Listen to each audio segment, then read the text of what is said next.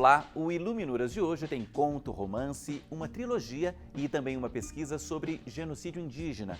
Um dos convidados é o subprocurador-geral da República, Carlos Frederico Santos. Ele é autor desse último estudo sobre mortes indígenas. Antes, eu converso com a escritora Cinélia Peixoto.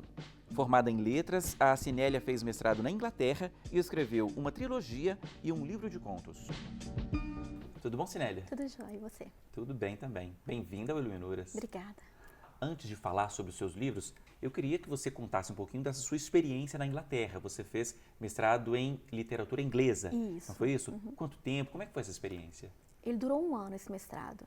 Eu sou apaixonada por Shakespeare, né? Jane Austen e Shakespeare, para mim, são minhas paixões.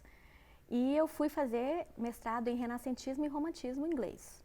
Naquela época não existia faculdade no Brasil que tinha literatura inglesa só, na verdade só Belo Horizonte tinha e São Paulo tinha mestrado em literatura inglesa.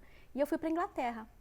Eu ganhei uma bolsa de 50% e fui para lá, passei 1 ano em Liverpool, morando em alojamento, né, vivendo uma vida universitária maravilhosa. Então, aprendi bastante, trabalhei como professora de português para poder me sustentar. E foi um período muito bom de aprendizado, sabe? Assim, tanto comigo mesma quanto, né, cultural. E fiz teses em amor, né? O amor ovidiano, shakespeariano. E acabou que influenciou o meu livro futuramente, né? Isso que eu perguntaria, de que forma?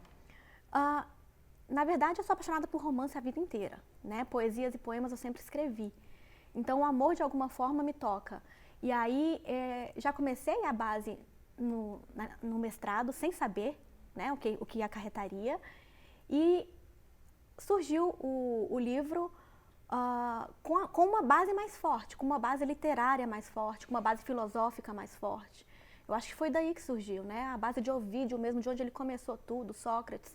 E aí vai surgindo, você vai criando bases dentro de você e futuramente você consegue jogar fora, né, de alguma forma. Eu estou aqui com Porque Eu, e ele é parte de uma trilogia. Isso. Esse é o primeiro volume aqui. Conta pra gente, né, resumidamente, o que você tratou aqui, o que você discutiu aqui, Cinélia. Bem, o Porque Eu, ele foi parte de uma terapia, praticamente, né? Eu estava saindo de um divórcio, passando por vários problemas, e meu terapeuta virou e falou assim, eu vou te liberar da terapia, só que para isso você tem que escrever um diário. E o diário não saía, porque meus dias são iguais. Então ele falou assim, então escreve qualquer coisa. Quando ele falou isso, um dia, caminhando no parque, veio um capítulo na minha cabeça. Eu cheguei em casa, comecei a escrever. Em menos de um mês, eu escrevi 3 livros, mais de 1.600 páginas praticamente, de uma vez só, de uma lapada só. Aí eu dividi em 3 livros, Porque Eu, Porque Não Eu e Agora Sim Sou Eu. E a gente está aqui com Porque Eu. Isso, a gente está aqui com Porque Eu. E assim, não é a minha história. São só pensamentos. Toda pessoa que sentava comigo em uma mesa para conversar, eu pegava a história dela e colocava no meu livro, sabe? Assim, são histórias reais, só que escritas de maneira fictícia.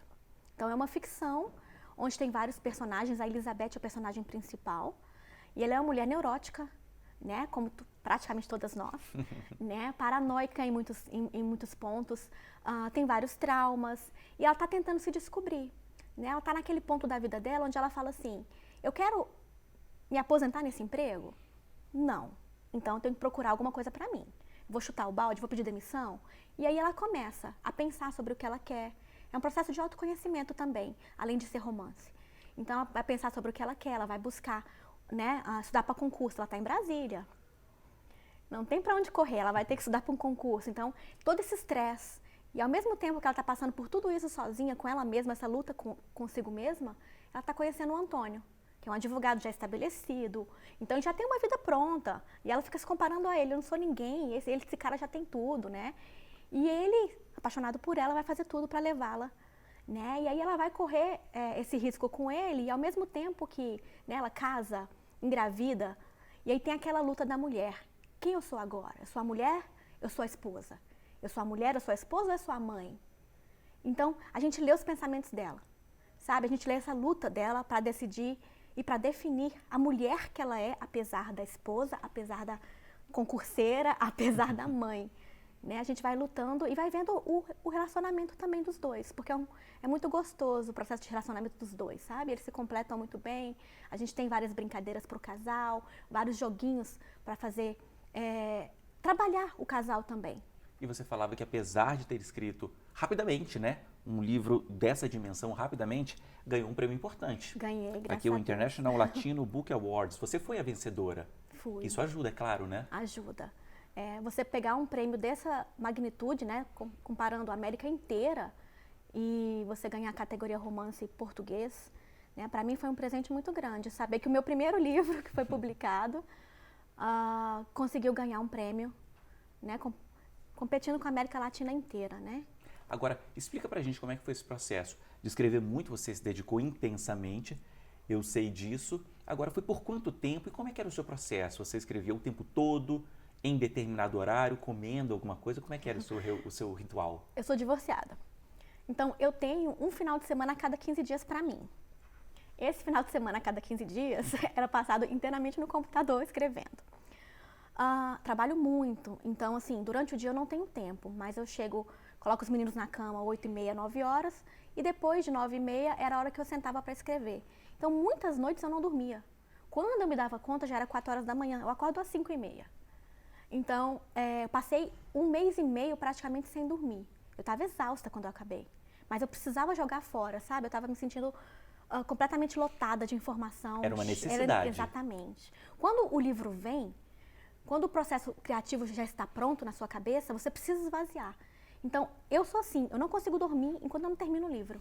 Então, se eu tiver com o processo na minha cabeça, eu preciso sentar e... Então, quando ele está sendo completo, eu passo, às vezes, 1 mês sem dormir. E como é que está o planejamento para lançar os outros 2 volumes? Porque eu é o primeiro. Isso, porque não eu. Provavelmente sairá esse ano ou até o começo do ano que vem. E o Agora Sim Sou Eu está deixando um pouquinho mais para lá. Embora os 3 estão escritos, na minha gavetinha lá, só esperando a gente, né, oficializar tudo e conseguir chegar nas livrarias. E o que você pode adiantar para a gente dos outros 2 volumes? Bem, o Porquê Não Eu, o Porquê Eu, ele termina com o Antônio descobrindo que tem um coágulo no cérebro. Então, o Porquê Não Eu é o meu favorito. É um livro muito denso. É um livro de sofrimento, onde passa pela parte da doença, a superação do casal com relação, né, à doença também. Porque esse livro daí é um autoconhecimento da Elizabeth. O livro 2 já é um processo mais interno, assim, de sofrimento mesmo. Que eu acho que foi onde eu comecei. Porque eu comecei a escrever pelo Porquê Não Eu. É um processo mais duro, mais doloroso. E aí o Agora Sim Sou Eu já é um processo de descoberta, assim, de finalmente, para conseguir passar por tudo e agora sou eu mesma, né? Então, o Porquê Não Eu realmente é o meu favorito, é um livro um pouco triste, mas ao mesmo tempo que te dá um pouco de vontade de continuar, sabe? Assim, te dá esperança para o próximo. E o livro de contos, finalmente? Ele também já está escrito e você está no processo de publicação. Eu tenho, tipo, uns 9 a 11 contos, eu não sei mais ou menos, acho que é 9 ou 11 contos na Amazon, em e-book. E aí, o ano passado eu fui chamada para fazer parte de um projeto chamado Mulheres Inspiradoras, nas escolas. E eu fui como convidada e eles leram o meu conto chamado Formando a Alícia. E os alunos adoraram. E eles falaram, por que você não lança um livro para a gente ler aqui? Porque os livros que os alunos leem no ensino fundamental e médio não são os que eles gostam, é claro. E acaba que a gente escreve, eu como professora, escrevo também baseado neles. E aí surgiu esse livro de contos. Eu juntei todos os meus contos da Amazon em um livro. E ele está sendo analisado por 2 editoras no momento, para a gente tentar publicar, para tentar o ano que vem introduzir nas escolas. Né? Aí a gente fala sobre tudo, tem conto sobre bullying, tem conto sobre mãe abandonando o filho, tem conto sobre mãe morrendo e a filha descobrindo que o pai dela está vivo, pai abandonando crianças, e por aí vai. Tudo que as crianças das escolas, principalmente públicas, vivem, droga, assalto, tudo que a gente convive em sala de aula, eu vou colocando ali. É um pouco do seu dia a dia. Exatamente. O que os alunos passam também não é fácil. Então eu vou colocando ali para poder ajudá-los, na verdade. É uma maneira de tocar no coraçãozinho deles. Agora, você adora contos, eu sei, mas o seu grande lance é o romance. Por quê? É meu, assim, sempre foi, sabe? Eu acho que a ideia do amor me fascina, a ideia de tocar no coração das pessoas. A gente está aqui, não é em vão, não acredito que seja em vão. Então, já que eu estou sendo uma escritora, que eu consiga tocar no coração de alguém, fazer com que alguém ame um pouquinho mais ou se conheça um pouquinho mais. E você ajudando um, você está ajudando, acaba que ajudando o mundo inteiro, né? Eu acho que a minha profissão de escritora com a de professora se completam. E como é que você incentiva a leitura? Como é que isso chega neles? Pois é, eu sou professora de inglês. Então, assim, eu não consigo chegar nessa parte. Então, eu faço isso pelos provérbios. Porque quando eu coloco um provérbio no quadro, eu estou colocando nomes de autores, nomes de filósofos. Então, se da minha aula eles não pegarem nada, pelo menos um nome de alguém para poder plantar Fazer uma uma busca sementinha. depois. Isso. Como é que era na sua época? Como é que despertou esse gosto pela literatura em você? Você se lembra disso? Lembro. Eu sei que você gostava muito de música, sempre escreveu poesia, como você contou, mas como é que despertou isso? Tinha uma professora de português, eu não lembro o nome dela, mas eu lembro que ela fazia a gente ler livros praticamente todo mês. E a gente sentava numa roda para discutir o livro. E eu lembro que aquilo para mim era muito grande, assim, eu precisava ler o livro, eu precisava competir com quem estava sabendo ali.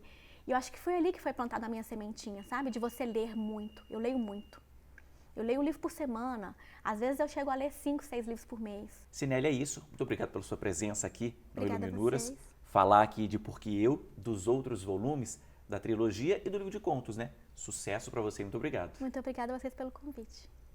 Bom, esse foi só o primeiro trecho aqui do Iluminuras. Depois do intervalo, a gente segue falando sobre literatura, dessa vez com o subprocurador-geral da República, Carlos Frederico Santos. É um minutinho só, não saia daí.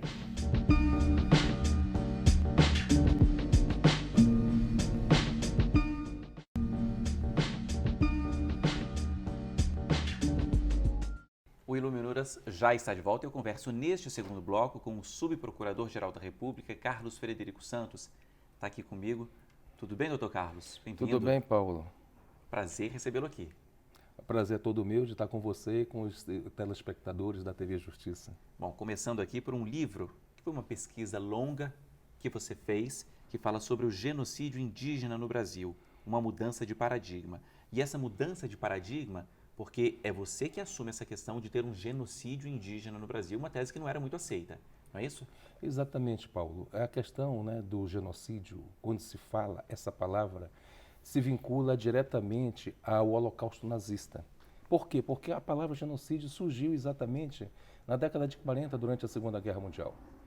Foi um esforço da academia que criou essa palavra e acabou um polonês chamado Lekin. Ele criou esse termo genocídio, né, para traduzir em uma palavra todos aquelas situações de morte, aquelas situações de maltratos, aquelas situações de iniquidade em que foram submetidos o povo judeus, ciganos e outros grupos. E no caso dos indígenas, isso não era aceito?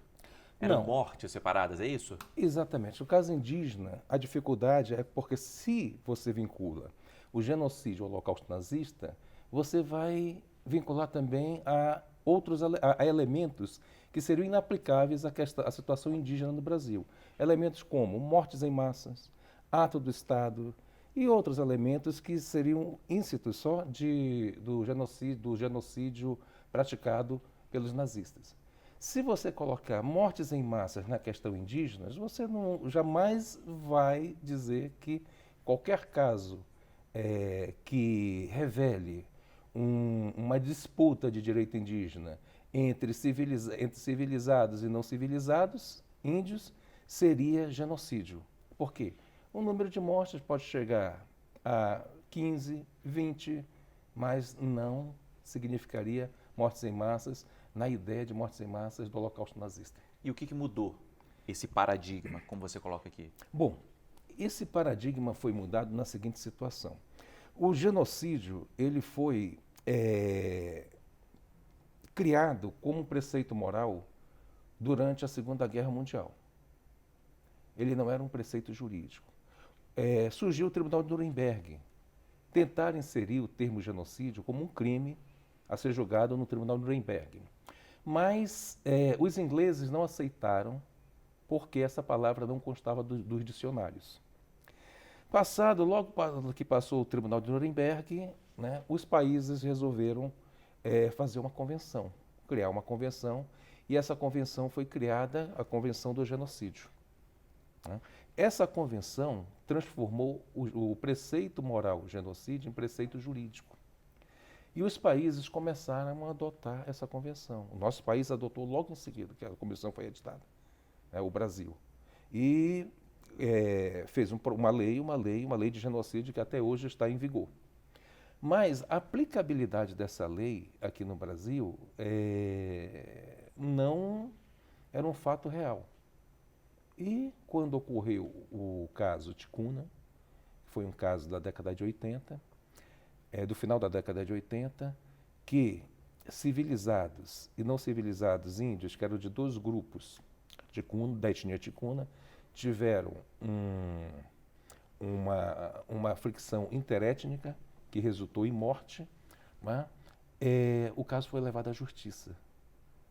Eu lembro na época, eu trabalhei nesse caso, eu peguei esse caso quando eu era procurador no Amazonas, procurador da República no Amazonas, e já existia uma denúncia como homicídio. E a denúncia como homicídio iria ser julgada exatamente no município onde ocorreu os fatos, mas que no município onde ocorreu os fatos, os parentes, né, daquelas pessoas que praticaram o ato, todos residiam ali. Parentes, amigos, então seria uma coisa, você gerar impunidade, não seria um julgamento isento a ser feito pelo tribunal do júri. E eu resolvi entrar com outra ação, dizendo que isso era genocídio. Essa ação não foi aceita no início, o juiz federal recusou minha denúncia, eu recorri ao Tribunal Regional Federal, o Tribunal Regional Federal entendeu, literalmente, que genocídio é crime contra a humanidade e não contra índio, e nós levamos essa questão para o Supremo Tribunal Federal, que, enfim, reconheceu haver uma disputa sobre direito indígena que poderia sim ter resultado em genocídio. E nós demos seguimento a essa ação dos ticunas. Depois disso, houve um outro caso? O segundo caso de genocídio reconhecido no Brasil judicialmente foi com relação à etnia Yanomami, que ocorreu em Roraima. Né? E da mesma forma isso foi mais fácil. Da mesma forma, como os processos acabaram correndo paralelamente, né, e já tinha sido reconhecida essa situação no Supremo Tribunal Federal, houve maior facilidade no caso do nome desse reconhecimento. Agora, o livro é fruto dessas duas decisões, eu sei, mas é mais do que isso. O que você reúne aqui, Carlos? O livro não é um estudo de caso. Ele aborda esses casos judiciais, sim, né, porque foram os casos de genocídio reconhecidos judicialmente no Brasil. Mas o livro ele mostra como surgiu essa indignação, né, da população mundial a respeito do extermínio de grupos. Porque quando você atenta contra grupos, né, visando o extermínio de grupos, você está atentando contra a humanidade em si. A humanidade, Paulo, ela é composta de grupos diferentes. Né? Então, a convivência com essa diferença é muito importante. Nós temos vários tipos de grupos no mundo. Se você pega e tenta exterminar um tipo de grupo, você está exterminando parte da humanidade. Eu sei que você conta também que o ponto de partida desse genocídio veio de uma instituição que deveria proteger os indígenas. Eu começo a situação do genocídio, um estudo a respeito desse tema, buscando casos que aconteceram desde a época quentista, né, até o presente momento, mas faço uma ponte direta no Brasil com relação à era quentista, de como os nativos das Américas foram submetidos a uma situação iníqua, né, pelos europeus, né, principalmente pelos espanhóis e portugueses, e faço essa ponte para o Brasil do século XIX, né, analisando toda a questão indígena em todas as constituições, a partir da primeira, né, a Constituição ainda monárquica. Bom, no início do século XX foi criado o Serviço de Proteção ao Índio. Mas o Serviço de Proteção ao Índio não era só Serviço de Proteção ao Índio. Era o Serviço de Proteção ao Índio e localização de trabalhadores nacionais. Ou seja, o viés da criação do SPI tinha por objetivo transformar o índio em um trabalhador nacional, para que propiciasse, facilitasse a expansão populacional brasileira no território brasileiro. Então foi uma ideia que foi desenhada sem se pensar na realidade, na cultura indígena, né, de como os índios iriam receber isso, de como os índios poderiam ser extintos, né, culturalmente em razão disso, e as implicações diversas em termos antropológicos, em termos sociológicos, em termos culturais. Agora, como é que é a nossa situação? Como é que é a situação indígena hoje? Carlos, como é que você avalia? Olha, a situação indígena no Brasil, ela não tem avanços significativos, né? Nós vemos, por exemplo,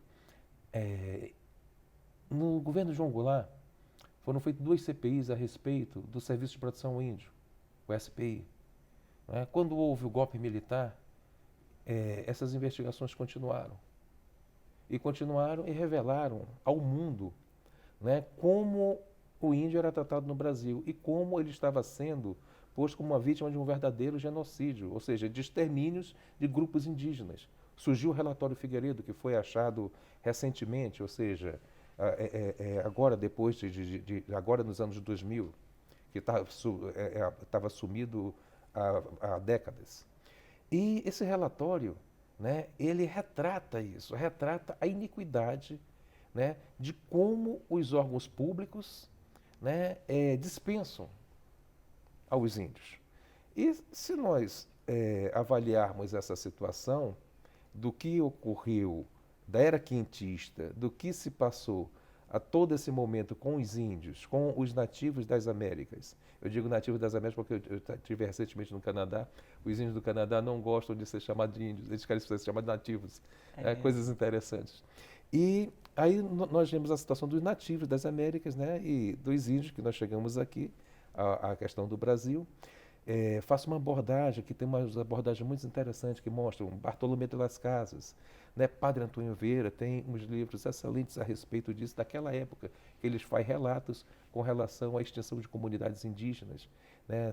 Principalmente na região do Maranhão e do Pará, na boca das Amazonas, que se falavam, onde iam buscar índios. Então, eu busco reunir esse material todo, essa situação toda, e colocar o público e mostrar, olha, reflita o que está acontecendo com os índios desde a era quentista até agora. Então, é um livro que eu proponho uma reflexão ao leitor. Uma reflexão, eu não digo o que é bom ou o que é ruim. O leitor tira suas conclusões. Tanto é que ele não é só direcionado ao público do direito, ao mundo jurídico. Não, o livro aborda um tema multidisciplinar, né? Então, o tema multidisciplinar dele, ele tem sim um forte viés jurídico, mas ele aborda a questão da ciência política, aborda a antropologia, aborda a sociologia. Então, é um livro interessante em razão disso. Qualquer leitor está apto a entender o que ocorre e como e o porquê que surgiu esse termo genocídio e como ele pode ser aplicado. Até mudando um pouquinho de assunto, voltando um pouquinho no tempo, Carlos, a gente falava sobre livros aqui, literatura, como é que surgiu isso na sua vida? Eu sei que teve uma grande influência do seu pai, que foi uma figura que teve uma vida muito diferente, que venceu na vida. Como é que foi isso? Assim, livro, o meu pai me ensinou muito. Ele dizia o seguinte, que a leitura muda o mundo. Né? O meu pai, ele foi um operário. Né? E de operário ele chegou a desembargador. Então, para ele, esse caminho todo que ele trilhou, a leitura foi fundamental. E ele sempre buscou mostrar para os filhos que a leitura, que a literatura era um elemento importante, não só na vida pessoal, mas como também é um elemento importante para o desenvolvimento de ideias, para o desenvolvimento do mundo e para que se consolide um sentimento humanista e uma visão de que a humanidade está acima de tudo. Né? Isso me influenciou para escrever esse livro sobre genocídio. E você passa isso para frente? Ah, claro, né? Os filhos também gostam da leitura, se dedicam à leitura, estão na área jurídica, mas não tem só uma visão jurídica, tem uma visão, buscam ter uma visão multidisciplinar, né? Do direito e da vida. Ok. Carlos, é isso. Muito obrigado pelas explicações, por trazer esse tema do genocídio indígena aqui para a gente. Fica aqui o nosso agradecimento. Eu é que agradeço, Paulo, o espaço que você está dando para a divulgação do livro. Eu acho de suma importância para cada brasileiro, né, que possa ter conhecimento do que ocorre com os verdadeiros donos da terra. Ok, recado está dado. Bom, e muito obrigado a você também que nos acompanhou aqui hoje. O Iluminuras fica por aqui, mas para rever este e outros programas, basta acessar tvjustiça.jus.br. Escreva para a gente também, iluminuras@stf.jus.br. E até a semana que vem. Tchau!